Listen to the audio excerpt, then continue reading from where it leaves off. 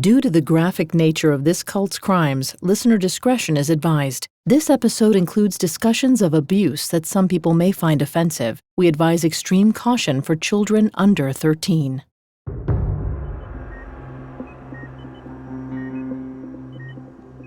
Irma Hinkins held her son's clammy hand.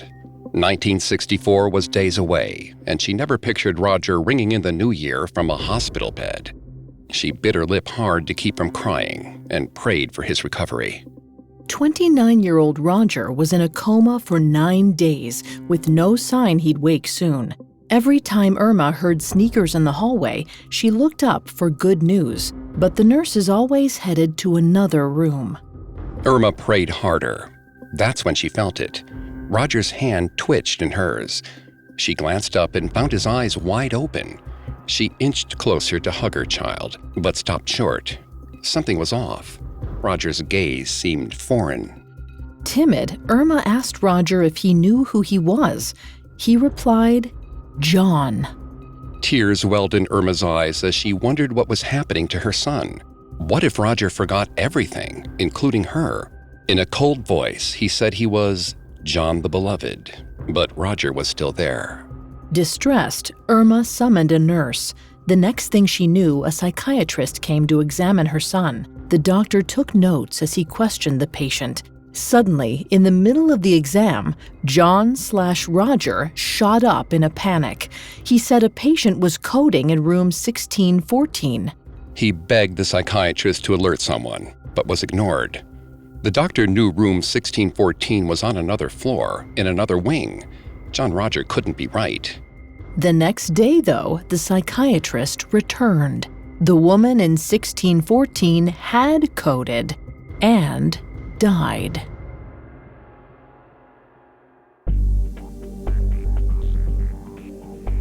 Hi, I'm Greg Polson. And I'm Vanessa Richardson. And this is Cults, a Parcast original.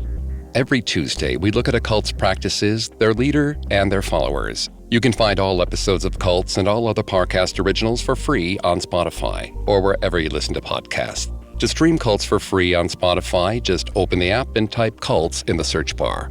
Today, we're diving into the movement of spiritual inner awareness, a New Age cult also referred to as MSIA or Messiah. This week, we'll focus on the founder of the group, a self-ordained doctor of spiritual science named John Roger Hinkins. His polished public persona and comforting demeanor convinced tens of thousands that he had Christ-like abilities. But John Roger wasn't all peace, love, and understanding. In Part 2, we'll illuminate the cult's inner workings and examine John Roger's heinous transgressions, including his penchant for violent punishment and his fits of sexual predation. We'll put John Roger Hinkins under the microscope after this.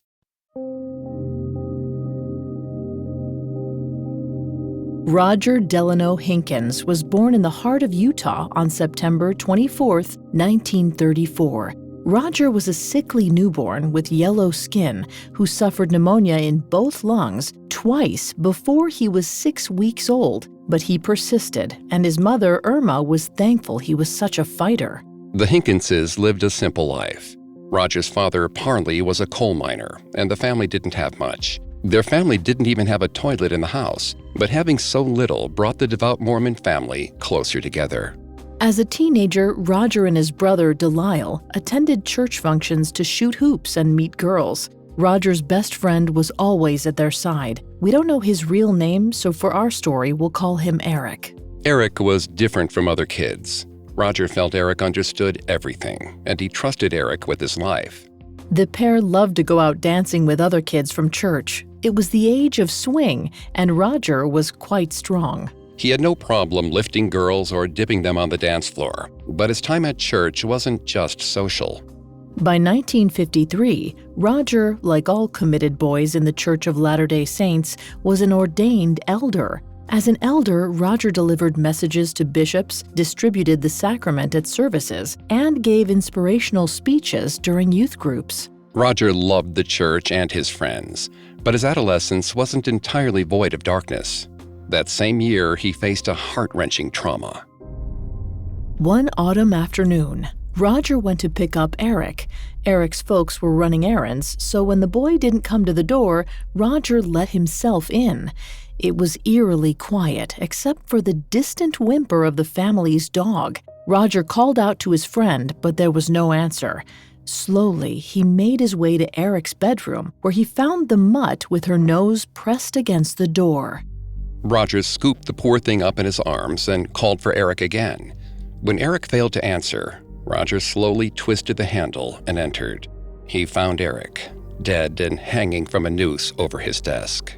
It was clear Eric took his own life, but instead, Roger told Eric's parents that their son had slipped and hit his head. Roger may have lied to protect Eric's parents from a harsh truth, but this deception may have also been an early sign of a serious mental health issue. Vanessa's going to take over on the psychology here and throughout the episode. Please note, Vanessa is not a licensed psychologist or psychiatrist, but she has done a lot of research for this show. Thanks, Greg. In their study about the psychopathic traits and their relationship with the compulsive nature of lying, psychiatric researchers Bruno Verschuer and Willem Hout said, psychopathic individuals are often portrayed as naturally born liars. Deceitfulness is adopted as a key feature by many clinicians, arguing that childhood predictors of adult psychopathy involved those who lied gratuitously and showed little guilt over their behavior. While every child tells a little white lie here or there, Roger's lie to Eric's parents was deeply troubling. Since no one held Roger accountable for his lie, he likely believed he could pull it off again. Eric's death had a tremendous impact on Roger in other ways as well. He had trouble making new friends and spent the next few years feeling lonely. Roger turned inward, and from this point on, claimed to have tapped into a mysterious clairvoyant energy. He said he could see and understand people's auras, supposed fields of energetic color surrounding human bodies that communicate truths about a person. One afternoon around 1947, 14-year-old Roger went to greet his aunt, who came to visit his mother. As she walked up the drive, Roger noted her disturbing scarlet-red dress. The outfit seemed to scream at him, but once his aunt was inside the house, the dress turned bright blue and green. When Roger shared this with his mother, she laughed. She said it must have been Auntie's aura. Auntie was searching for a husband, and her aura was angry red because when she finally found him, she'd kill him for making her wait so long. Despite being able to read people's auras, Roger kept his distance. He made acquaintances well and was still outgoing, but wasn't sure how to get close to anyone new. When he graduated high school in 1953, he decided to attend the University of Utah for psychology. To put himself through college, he worked as a night orderly in a hospital psychiatric ward and as a dispatch operator for the Salt Lake Police Department. Though his schedule was grueling, Roger worked at his church, too. He helped missionaries who'd spent years in developing nations adjust back to their own society. But the missionaries complained to the church leaders about Roger. They claimed Roger strayed from the Mormon teachings and was unwilling to stick to the orthodox Mormon tenets. Upon hearing the missionaries' concerns, the bishops asked Roger about his teachings. In response, Roger said there was truth in the Mormon Church, but there was also truth in everything else. Roger said he found truth in nature and even in other churches. The bishops disagreed. Feeling unwelcome, Roger decided to broaden his spiritual horizons and left the LDS Church. By 1958, 24-year-old Roger had earned his Bachelor of Science degree in psychology. He knew if he wanted to experience different faiths, he needed to move to a more diverse city. So after receiving his teaching credential, he packed up his belongings and drove to San Francisco, California. To Roger, the city by the bay had it all. It was a veritable buffet of different spiritualities, and Roger wanted to sample each one. He studied Eastern philosophies and participated in cultural experiments. Roger examined Buddhism, astrology, and even the Church of the Churchless, a group that explored mind expansion through psychedelic drugs and practiced meditation while standing on their heads. In 1960, Roger landed a job as a high school teacher just outside of Los Angeles and moved once more. In Los Angeles, life got even better for Roger as he enjoyed his new job immensely and got close with a few coworkers. But life threw Roger another curveball one summer evening in 1963. As Roger cruised along Hollywood Boulevard, he cranked up the radio and rolled down his windows. He noticed the Warner Theater marquee advertising How the West Was Won. He slowed to check the movie times when, out of nowhere, a pickup truck slammed into his car.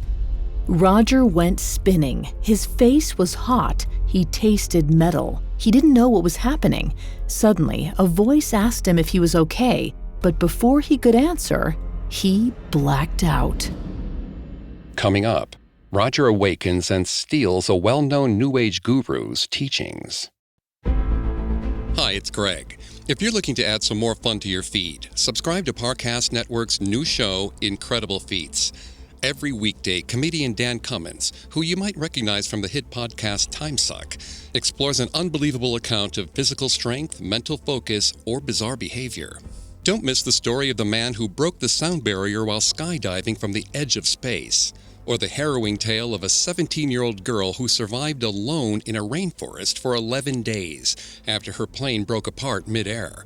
Or the ultramarathoner whose rare genetic condition lets him run for days without stopping.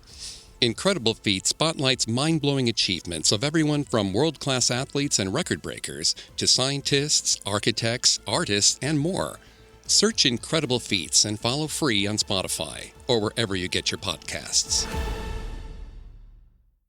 Now back to the story. In the summer of 1963, lapsed Mormon Roger Delano Hinkins was badly injured in a car accident. After his initial recovery, the hospital released him, but a few months later, he was urinating blood. When Roger returned to the hospital, doctors discovered kidney damage that had previously gone unnoticed, and they rushed him into surgery. The operating room would forever alter the trajectory of Roger's life. During the operation, Roger said his soul drifted high above his body. Looking down on the procedure, a parade of spiritual figures confronted him. Each spirit communicated the same message. They told Roger his spirit was rebellious and chosen to do great things. On the heels of the procedure, Roger suffered a delayed recovery from the anesthesia and fell into a 9-day coma. During this period, he said his soul left his body again to make room for a different spiritual personality. The new soul, called John, eclipsed Roger. When he woke, he found his mother praying over him. She asked him who he was, and he replied, "I am John." She asked, "Is Roger there?" And he said, "Yes, he's in here too." Roger told his mother that John was the beloved and showed him the highest good. Right then, he changed his name to John Roger so people could address both spiritual personalities. While these spiritual experiences seemed largely positive, John Roger's mother asked the hospital to have a psychiatrist assess her son. During the psychological evaluation, John Roger shot up in a panic. He blurted out the room numbers of critical patients he said were about to die. The next day, the psychiatrist stopped by, perplexed. He told John Roger he'd been right. On the eve of 1964, John Roger had another encounter. While sleeping, he convened with the dead Salman Singh. Singh's spirit said he was still officially the wielder of a rare energy known as the Mystical Traveler Consciousness, or MTC. Whoever held the MTC existed simultaneously on all planes of consciousness. According to John Roger, the MTC needed a vessel, a man to help lead followers to spiritual freedom. That New Year's Eve, in his hospital bed, John Roger said Singh passed the power of the MTC to him. The mystical traveler chose him to mediate between God and humanity. He took his role seriously, and the next day announced a vow of poverty and celibacy. Irma finally took her son home a few days later. Too nervous to leave him alone, she stayed in his house for months, nursing him back to health. In the winter of 1964, 30-year-old John Roger returned to his high school classroom in L.A. The student body knew him as Mr. Hinkins, the cool teacher. He often ditched a curriculum of Shakespeare, Dickens, and Bronte to instead lecture on self-hypnosis and heightened consciousness. Initially, the school principal appreciated John Rogers' eccentricities, but word spread that Mr. Hinkins strayed too far from world literature during class. While some students enjoyed his approach, others complained when he turned the lights off and led uncomfortable meditations. One afternoon, the principal decided to see if there was merit to the kids' rumors. When he opened the door to John Rogers' classroom, it was dark as night. The lights were out and the windows blocked. It was just as they said.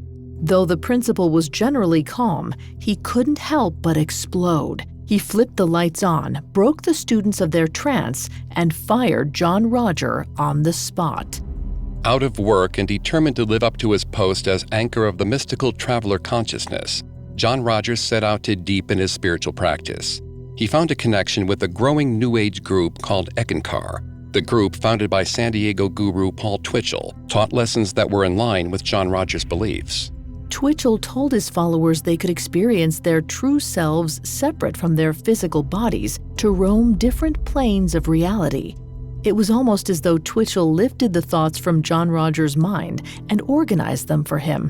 By 1968, 34-year-old John Roger was hosting Eckankar meetings in his home, but he needed some way to support himself financially. He advertised that he could channel Guru Paul Twitchell's spirit and performed incantations as Brother Paul for money. Those involved in Eckankar knew Twitchell was still very much alive and said channeling a living spirit was impossible.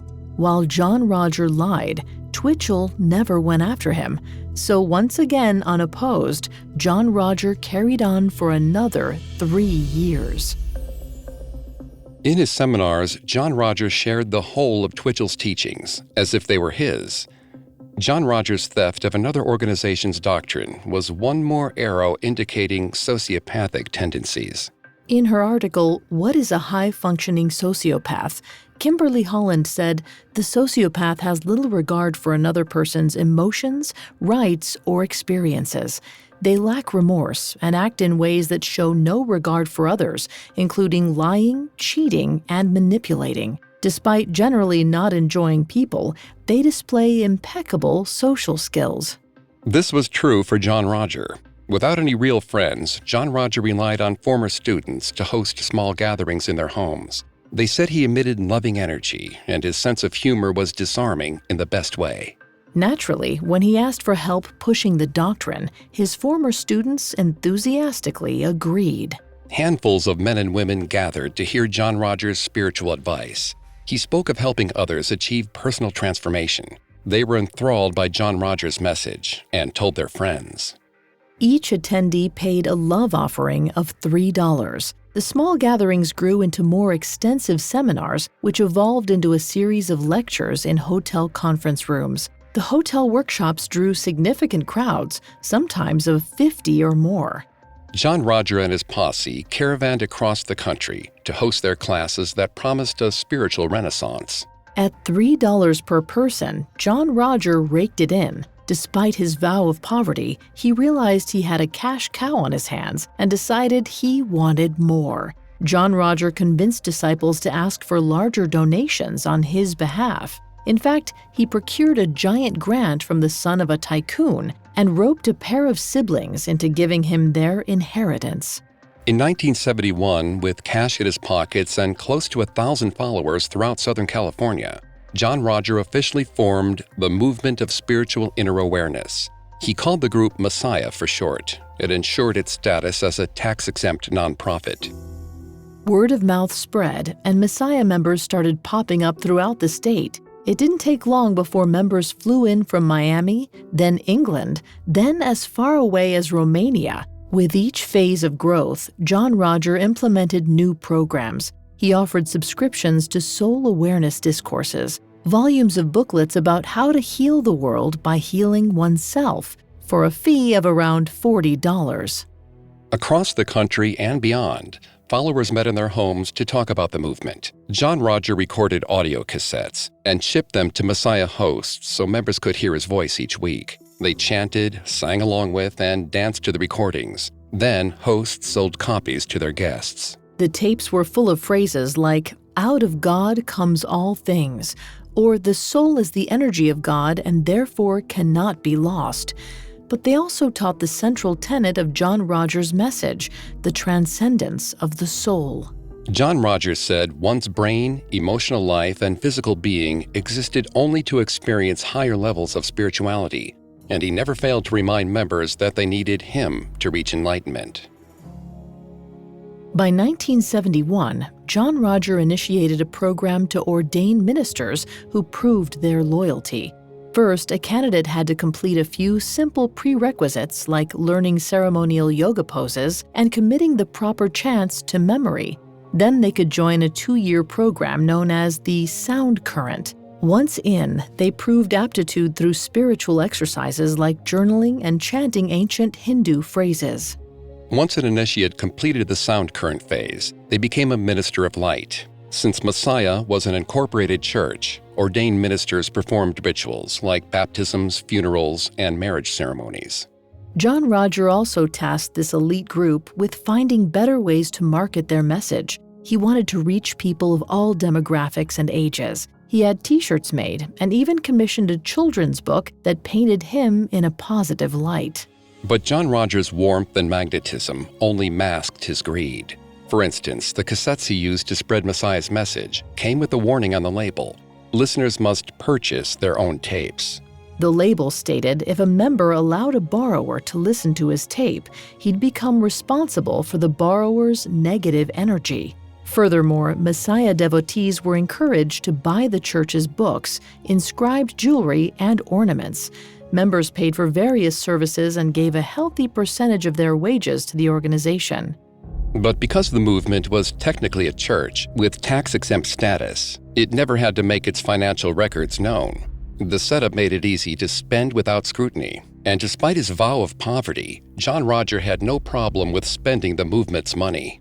In 1974, the organization purchased an estate on historic West Adams Boulevard near the University of Southern California. The property boasted a giant Renaissance mansion, which John Roger called the Purple Rose Ashram of the New Age, Prana for short. The mansion served as a massive dormitory for 100 or so Messiah members at any given time. As the group acquired more assets, it seemed prudent to expand, so a gaggle of Messiah ministers founded Golden Age Education. GAE was a separate tax-exempt entity from the church. It was purely an educational organization providing monthly symposiums on topics like Egyptian mysticism, acupuncture, and the mind-body connection. But GAE struggled financially. In 1977, its net revenue was only $90. Faced with the threat of bankruptcy, 43-year-old John Roger had an idea. He'd encountered a successful New Age group called LifeSpring, and they taught healing through humiliation. LifeSpring manipulated members into reliving their worst moments to achieve a sense of peace. John Roger found the lessons inspiring, so he hired one of their trainers to tailor LifeSpring's methods to fit Messiah's language. He called it Insight Training Seminars. Nobody knew he stole LifeSpring's curriculum because he crafted a beautiful lie. On the eve of Insight's inaugural seminar, John Roger gathered his ministers. He announced he'd just returned from a mission to Hawaii. John Roger explained that while in the Aloha State, the mystical traveler consciousness called a meeting on the island's highest mountaintop. There, John Roger met Buddha, Krishna, and Jesus. Together, these guides created Insight Training and sent John Roger home to teach its principles. Though outlandish, the ministers accepted the story as the perfect sales pitch for Insight. The initial workshop was called the Awakening Heart Seminar. The workshops were mainly about compassion and comfort, and ministers taught that each soul must evolve in its own time. Attendance cost a few dollars, and financially speaking, the classes were a grand slam. At the end of 1978, GAE's gross revenue totaled $1,094,679. John Roger seemed unstoppable. He then created Insight 2 and 3, the children's and adolescent training groups, and a run of wilderness training sessions. Some members said the courses left them feeling magically high. And John Roger hoped to capitalize on this high. At the end of the sessions, once trainees were emotionally open, John Roger asked for donations, claiming he'd give their money to the disadvantaged. The message was so compelling that Insight trainees sometimes raised over $75,000 in a single session. By the end of the 1970s, the movement had morphed. John Roger was living high on the hog. He and his entourage ditched their old sedans to fly first class to seminars in the best vacation destinations. Followers wrote him letters and love poems in hopes he'd respond with blessings. The crazy fan traffic inflated John Roger's ego. Soon, his veneer of kindness started to erode. In private, John Roger displayed fits of rage and acted strangely, often breaking out in tantrums. The more his popularity grew, the more terrifying his outbursts became. Before long, he was off the deep end, ranting and raving every night about a demonic harbinger of negative forces who wouldn't leave him be. He called the monster the Red Monk. Up next, the monk's true threat becomes known. Now back to the story. In 1978, the vessel for the mystical traveler consciousness, 44-year-old John Roger Hinkins, came up with a scheme to make millions. He plagiarized the maxims of two other New Age organizations, Eckankar and LifeSpring, and passed them off as his own. Still, his movement and acclaim grew at a swift rate. But John Roger's skyrocketing fame seemed only to deepen a sense of loneliness in him. And given his other sociopathic tendencies, this inner isolation may have pushed John Roger towards intense addiction. Kimberly Holland said, high-functioning sociopaths come off as charming and warm while hiding behaviors. They display impeccable social skills, feed off admiration from others, and often experience addiction to gambling, sex, alcohol, and drugs. In his book, Life 102, What to Do When Your Guru Sues You, former Messiah devotee Peter McWilliams said John Roger's bathroom shelf was lined with hundreds of bottles of prescription medications. According to McWilliams, John Roger was addicted to booze and nasal spray that gave him a lift. He sniffed non-stop during workshops. He also couldn't get by without his daily doses of narcotic painkillers. If a disciple was involved in the healthcare industry or could write prescriptions, they became John Roger's new best friend. He praised them for their spiritual progress, then followed up with, "How about a script for that?" John Roger claimed when liquor passed through his lips, it turned to water. But his followers didn't seem to care. They just thought he was a good time. Though he was surrounded by followers and employees, he remained forlorn. He needed to satisfy his desire for intimacy and wound up requesting the company of his staff at all hours to fend off a demon he called the Red Monk. To John Roger, the Red Monk was a diabolical spirit who carried contagious, dark energy. He said if the Red Monk inhabited any member of the movement, all involved would come under its threat. John Roger was deathly afraid of the Red Monk because the monk could strike at any moment.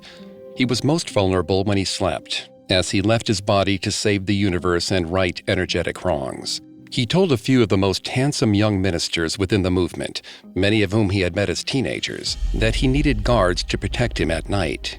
Because John Roger was the be-all and end-all to these boys, he had no trouble rounding them up. They believed he had supernatural powers and was essentially God. But John Roger didn't get what he wanted just because they thought he was God. He also had a unique ability to hone in on their innermost desires. If they wanted fortune, fame, or to be healed of some illness, John Roger saw it. He just needed something in return.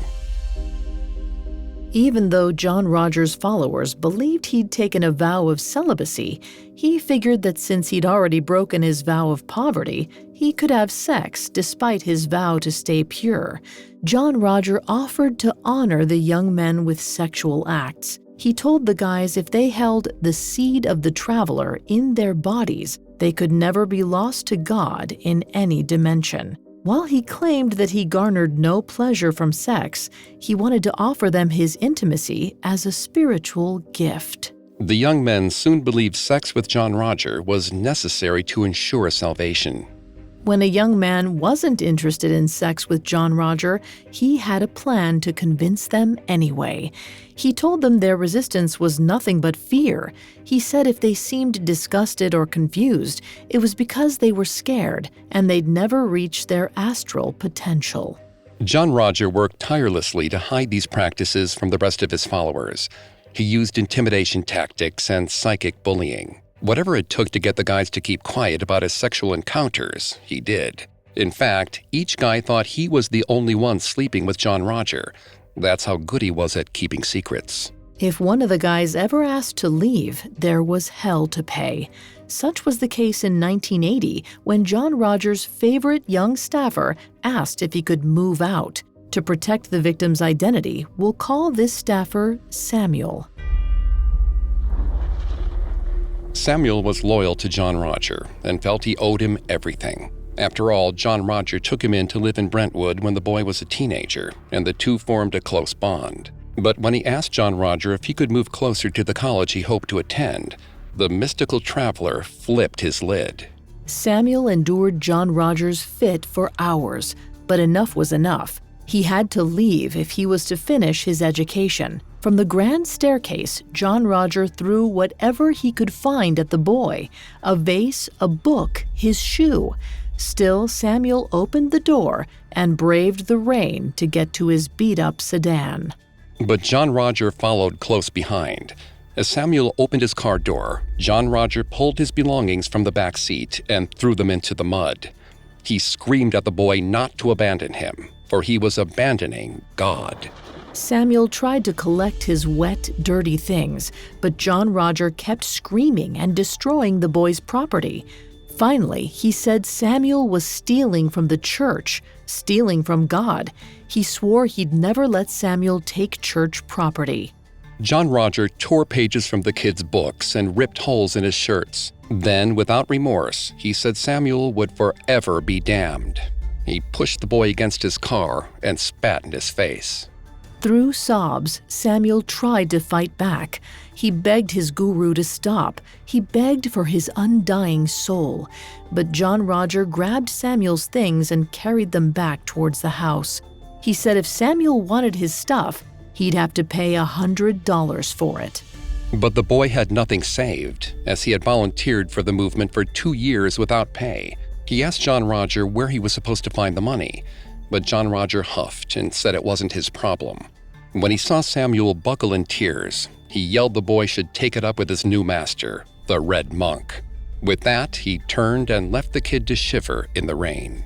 Inside, John Roger ascended the grand staircase. He felt no remorse casting the boy out, just the drive to move onward and upward. It seemed the Red Monk truly was taking over, and its sinister influence would soon bring John Roger and his group to its breaking point.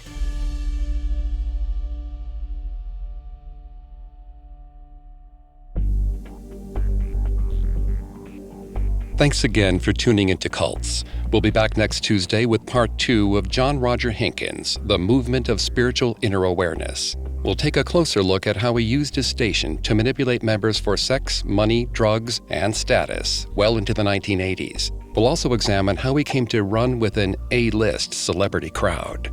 You can find all episodes of Cults and all other Parcast originals for free on Spotify. Not only does Spotify already have all of your favorite music, but now Spotify is making it easy for you to enjoy all of your favorite Parcast originals, like Cults, for free from your phone, desktop, or smart speaker. To stream Cults on Spotify, just open the app and type Cults in the search bar. We'll see you next time. Cults was created by Max Cutler and is a Parcast Studios original. Executive producers include Max and Ron Cutler. Sound design by Mike Ramos, with production assistance by Ron Shapiro, Carly Madden, and Aaron Larson. This episode of Cults was written by John Levinson, with writing assistance by Abigail Cannon, and stars Greg Polson and Vanessa Richardson.